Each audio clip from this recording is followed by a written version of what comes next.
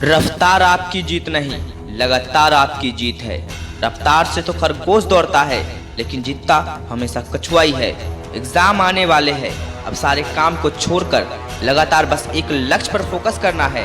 दिमाग से सारी चीजों को हटाकर बस अपने दिमाग को एक ही चीज कराना है। सारे काम को छोड़कर बस एक ही काम करना है, वो है पढ़ाई। दोस्त, तुम्हारे पास जो भी टाइम है वो गोल्डन टाइम है।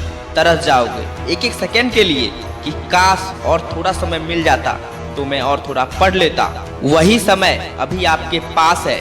ये तो आपके ऊपर निर्भर करता है कि आप उसका उपयोग अच्छे से करते हो या अपनी जिंदगी को बर्बाद करने के लिए करते हो।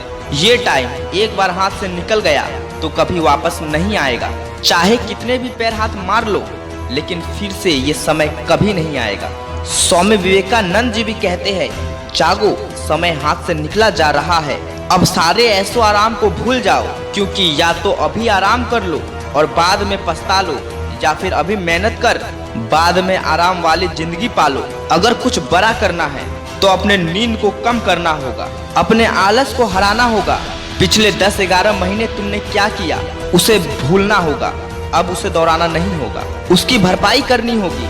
रात को कम खाना होगा ताकि नींद कम आए और सुबह जल्दी उठकर ज्यादा से ज्यादा पढ़ पाऊँ। पानी भी बेहिसाब पीना होगा ताकि माइंड फ्रेश के साथ साथ बॉडी एकदम एनर्जी से भरी रहे, ताकि पढ़ाई करते वक्त आलस नहीं आए। अपने मोबाइल से सारे बकवास चीजों को डिलीट करना होगा।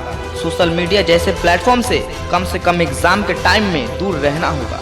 जब तक एग्जाम ना कंप्लीट हो जाए तब तक मोबाइल का यूज उन कामों के लिए करना होगा जो आपको पढ़ाई आसान बना दे। इसका सबसे बड़ा उदाहरण फिजिक्स वाला सर और खान सर जैसे टीचर है, जिन्होंने एजुकेशन के लिए अपना चैनल ही खोल दिया है।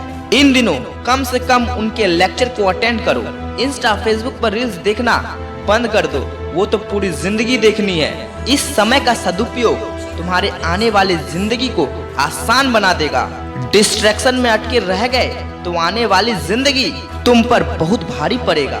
ये फालतू की बात नहीं है, सच है, क्योंकि मेरे से अच्छा तुम खुद जानोगे कि तुम कौन हो, आपके पेरेंट्स क्या करते हैं। आपकी कोई करोड़ों की संपत्ति नहीं है जो उनके बाद तुम्हारे नाम हो जाएगी। वो एक समय तक तुम्हारा खर्चा उठा सकते हैं, वो एक समय कभी ना कभी खत्म हो जाएगा। इसलिए आप अपने फ्यूचर को ब्राइट के साथ साथ अपने पेरेंट्स की भी अपने खुशियों का बलिदान को तुम्हें कामयाब बनाना होगा, और ये सब होगा तुम्हारी मेहनत से, तुम्हारे पढ़ने से। इसलिए अभी समय है, अभी पढ़ लो। कोई दोस्त तुम्हें बुलाए टाइम पास करने के लिए तो मत जाना, कह देना उसे मेरा एग्जाम है, अभी मेरे पास टाइम नहीं है, बस मुझे पढ़ना है। अगर आज तुमने उसके साथ टाइम पास करने चले गए तो तुम्हारी जिंदगी तुम खुद बर्बाद कर लोगे। लेकिन तुम्हें अपनी जिंदगी में कामयाब होना है, अपने मम्मी पापा का सपना पूरा करना है, इसलिए तुम्हें पढ़ना होगा। दोस्तों, अब तो आप कभी नहीं कहोगे कि पढ़ने में मन नहीं लगता। अब तो हमेशा यही कहोगे कि पढ़ूंगा तो जरूर, लेकिन 12-12 घंटे कैसे पढ़ूंगा। तो दोस्त, तुम्हें कौन कहता है कि कंटिन्यूसली एक जगह बैठकर 12 घंटे पढ़ने को। तुम उस 12 घंटे को 3-4 टाइम में डिवाइड कर दो। बैठ कर नहीं, बल्कि घूमते घूमते पढ़ो। और जब भी कोई टॉपिक के बारे में समझ में नहीं आ रहा हो तब YouTube पे सर्च करो, उस टॉपिक का लेक्चर अटेंड कर लो और फिर उस टॉपिक के बारे में पूरा किताब का सिलेबस पढ़ डालो। फिर देखना याद कैसे नहीं होता है। 100% गारंटी देता हूँ वो याद होगा, और अच्छी तरह से याद होगा, जिसे तुम भूलने की कोशिश करोगे तब भी नहीं भूल पाओगे। याद रखना, हो सकता है आप पढ़ने में कमजोर हो सकते हो, लेकिन इरादों से हनुमान हो।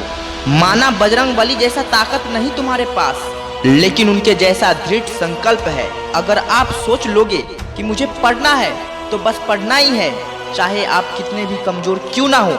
सोच लिए कि अब मजबूत बनना है तो बस मजबूत बनना है, और गिट बांध लेना, मेरे तकदीर को बदल देंगे मेरे बुलंद इरादे। मेरी किस्मत मोहताज नहीं मेरी लकीरों के हवाले।